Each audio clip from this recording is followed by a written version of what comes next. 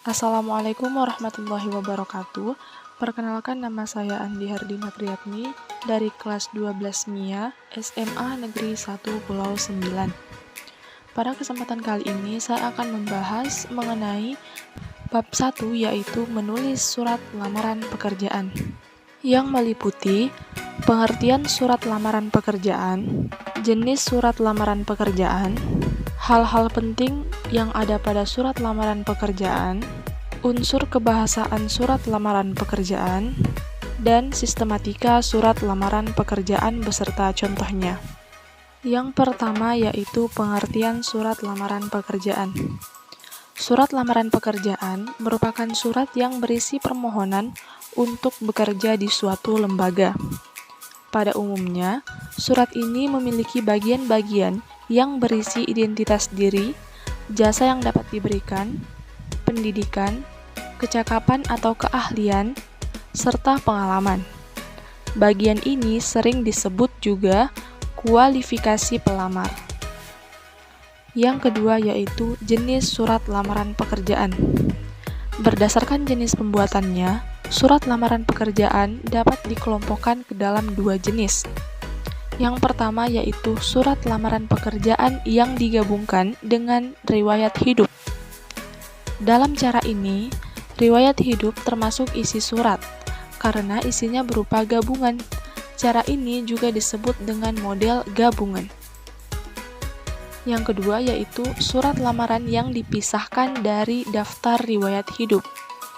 Dalam cara ini, riwayat hidup merupakan lampiran dan cara ini disebut model terpisah.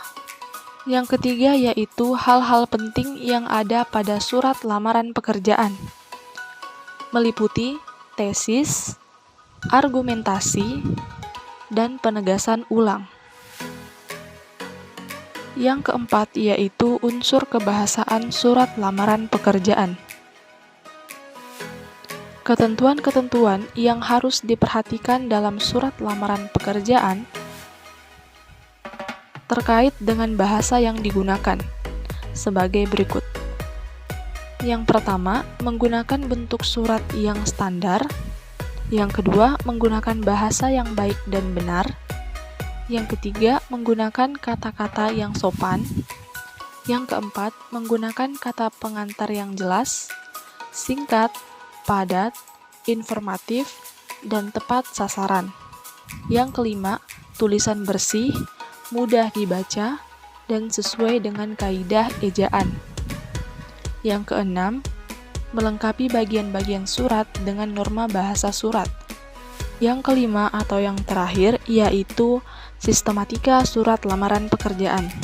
Secara umum, sistematika surat lamaran pekerjaan meliputi tempat dan tanggal pembuatan surat, lampiran dan perihal, alamat surat, salam pembuka, alinea pembuka, isi, penutup, salam penutup, serta tanda tangan dan nama terang. Yang pertama yaitu tempat dan tanggal pembuatan surat. Tempat dan tanggal pembuatan surat ditempatkan di pojok kanan atas tanpa titik di akhir, karena bukan merupakan kalimat. Contoh tempat dan tanggal pembuatan surat dari surat lamaran pekerjaan yang saya buat, yaitu Batu Licin 10 Agustus 2023. Sistematika yang kedua yaitu lampiran dan hal. Kata lampiran dan hal tidak disingkat seperti lem. Angka dalam kolom lampiran ditulis menggunakan huruf. Contoh, lampiran dan hal dari surat lamaran pekerjaan yang saya buat yaitu lampiran 2 lembar, halnya yaitu lamaran kerja. Sistematika yang ketiga yaitu alamat surat. Alamat surat tidak menggunakan kata kepada. Alamat surat disarankan tidak lebih dari 3 baris. Jabatan pada alamat surat tidak boleh menggunakan jenis kelamin seperti bapak atau ibu. Tulisan jalan pada alamat tidak boleh disingkat. Dan juga alamat surat tidak menggunakan titik di masing-masing akhir barisnya.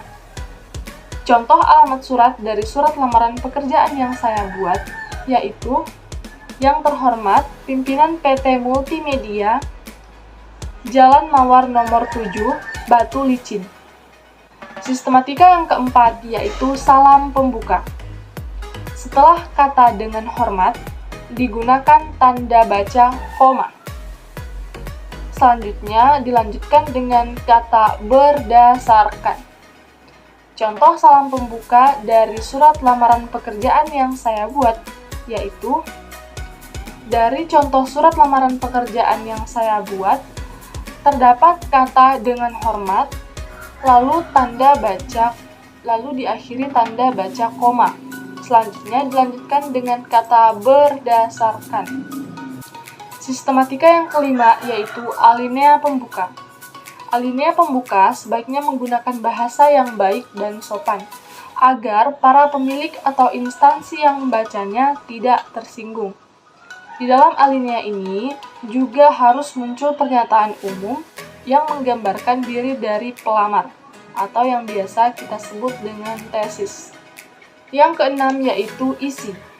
Dalam isi terdapat hal-hal sebagai berikut. Yang pertama yaitu identitas. Isi identitas berisi keterangan berupa nama, tempat tanggal lahir, alamat, pendidikan terakhir, dan dapat ditambah lagi sesuai dengan keperluan. Di dalam menuliskan keterangan tersebut, huruf awal kata digunakan huruf kecil. Contoh identitas pada surat lamaran pekerjaan yang saya buat meliputi nama, tempat tanggal lahir, jenis kelamin, pendidikan terakhir, alamat, dan juga email. Selanjutnya yaitu maksud dan tujuan pada bagian isi. Maksud dan tujuan merupakan keterangan tentang alasan pengirim atau pelamar pekerjaan menulis surat. Maksud dan tujuan pada surat lamaran pekerjaan yang saya buat itu terdapat pada bagian pernyataan umum. Yang dalam hal ini, pengirim atau pelamar pekerjaan menyatakan maksud dan tujuannya yaitu untuk menjadi salah satu staf administrasi pada perusahaan PT Multimedia. Selanjutnya yaitu menyatakan lampiran. Dalam lamaran pekerjaan terdapat beberapa lampiran tentang syarat yang sudah diminta oleh instansi yang membutuhkan pekerja. Dalam lamaran pekerjaan terdapat beberapa lampiran tentang syarat yang sudah diminta oleh instansi yang membutuhkan pekerja. Oleh karena itu, pelamar harus memenuhi lampiran yang diminta tersebut. Kemudian, di setiap rincian digunakan tanda baca titik koma dan di akhir lampiran digunakan tanda baca titik. Fotokopi KTP 1 lembar, pas foto 3x4 1 lembar, fotokopi akta lahir 1 lembar, fotokopi ijazah terakhir beserta transkrip nilai 1 lembar, fotokopi surat keterangan dokter, dan daftar riwayat hidup 1 lembar. Sistematika yang ketujuh yaitu penutup. Di dalam surat lamaran pekerjaan, isi penutup haruslah menunjukkan keantusiasan pelamar pekerjaan kepada instansi yang dituju. Bagian penutup yang terdapat pada surat lamaran pekerjaan yang saya buat yaitu setelah lampiran. Sistematika yang kedelapan yaitu salam penutup. Jika di awal ada salam pembuka, tentulah di akhir ada salam penutup. Sebagai surat lamaran, salam penutup menjadi sangat penting. Salam penutup sebagai bentuk etika, sopan santun, dan penghormatan. Contohnya yaitu hormat saya, terdapat di bagian pojok kanan bawah. Sistematika yang ke-9 atau yang terakhir yaitu tanda tangan dan nama terang. Tanda tangan ini biasanya berada di pojok kanan bagian bawah surat, lalu di bawahnya ditulis nama lengkap.